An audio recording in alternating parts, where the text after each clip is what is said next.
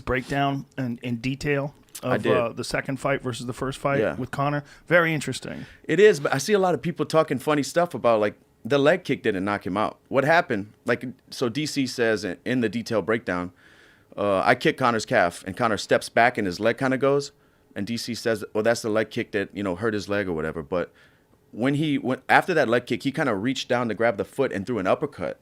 And I was switch stance, so I threw a cross from my backhand that clipped him good. And that's when he took the step back and was hurt. I think that's a detail people are missing, right hand. Well, you landed a lot of solid shots in that fight, but there's no doubt that leg kick was fucking that right leg up. For sure. But the detail, what I was going to get over is the difference between the first fight and the second fight was you were landing hard leg kicks in the first fight, but you were landing them on the thigh. And then it switched over to the calf. What a crazy difference that calf kick has made in MMA over the last few years. Yeah. It's really nuts. It is, man. And it doesn't take many, and it doesn't take as much commitment. A thigh kick, you're turning your hips over, Muay Thai style.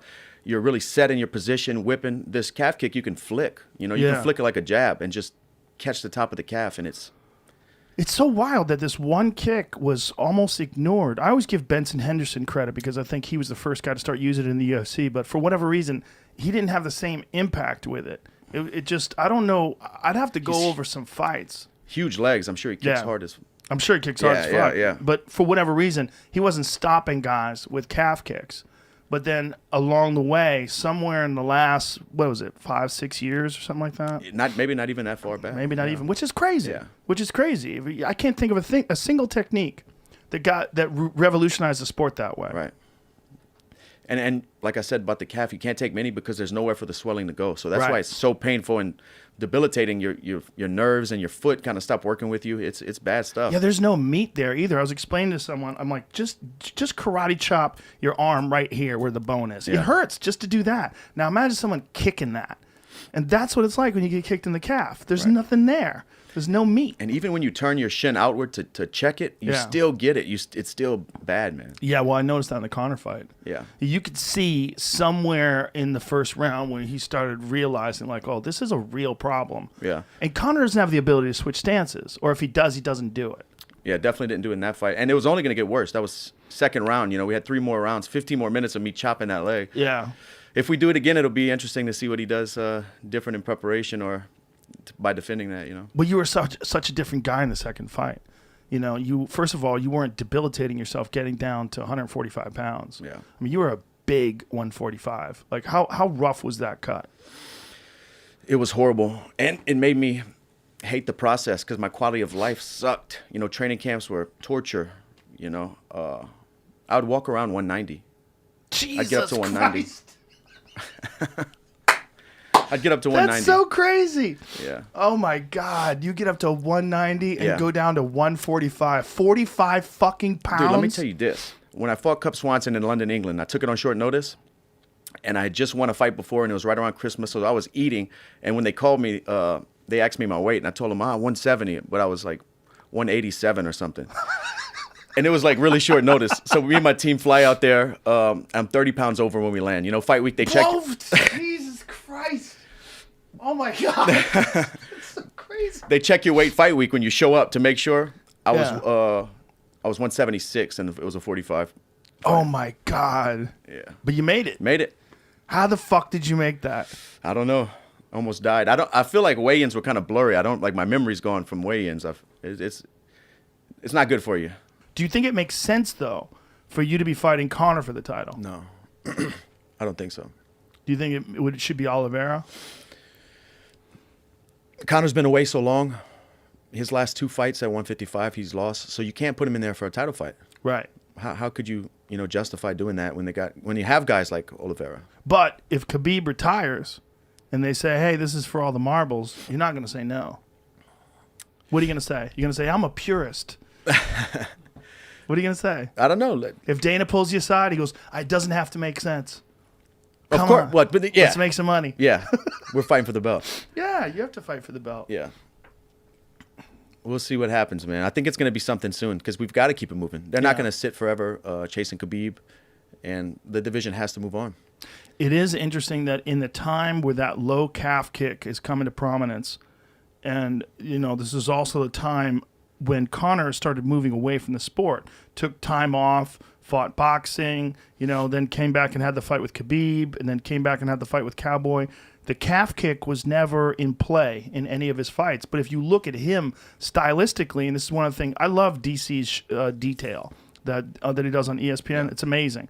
But when he broke down Conor's heavy weight on the right leg, he leans in like this all the time. He puts a lot of weight on that right leg. When he paws in that southpaw stance, and because you fight southpaw a lot as well, it just opens up that kick so big. Yeah. It's such a big weapon.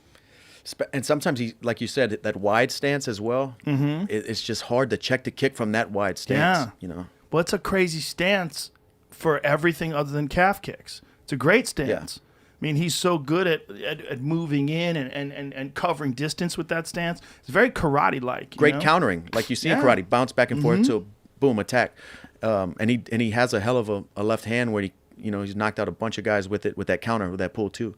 And that's what we worked on a lot that training camp with my boxing coach. Dia Davis is that pull two, baiting him in to throw the pull two. Yeah. The one time where it was one of the times, you caught him several times, but one time when you caught him with that counter right hook and you pointed at him, you're like, got you, bitch. Yeah, that felt good. I just felt like I was kind of grabbing the wheel and starting to let him understand, this guy's changed. Like this isn't the same fight. DC also broke down at the end of the first round. You kind of gently punched him in the stomach, just gently, like, "Hey man, good round, good game, good buddy." round." Yeah. There's a little gamesmanship going on there. I didn't do it in the moment. I didn't do it like you were thinking about it. Yeah, it just happened. It was just natural. Yeah. What did you say to him at the end of the first round? You said something. When we were hitting each other with the shoulders, I was having fun asking him. I think I told him, "How'd you like that clavicle?" Like just messing around, That's a funny. How'd you like that clavicle? How'd you like that clavicle? Has Just anybody ever messing said around. that in life? Yeah, it might be the first time a human being has said, "How'd you like that clavicle?" I delivered one. I think that's probably. He got me back better though. You think of all the sentences that people have said throughout history? How'd you like that clavicle? Yeah, there might be like 2 or 3 other humans that have ever lived that have said those words together. How did you like that clavicle? Right? Yeah, that's not a word a phrase you use often. Very uncommon phrase. How'd you like that? How'd you like that clavicle? Man. Then he started cracking me with him. Yeah. And well, he had more pop on his for sure. The Cowboy fight, that was bananas. He was able to do that kind of damage. Yeah, broke his nose maybe. Yeah, for sure. I mean, he was bleeding out of the nose right away. That was nuts. A lot of people didn't even understand what was happening. I wonder why, because when he started hitting me with them, I just naturally felt like I just put my head on the other side. Yeah, here it is. He just said to him. Well, it's obviously something that he's practiced. Yeah. One of the things about this fight is you look like the bigger guy. I'm pretty sure I weighed more than him. Yeah, you looked like it. You looked more muscular. He's he's muscular, but his waist is small. He's just built different, and I'll probably walk around heavier than him.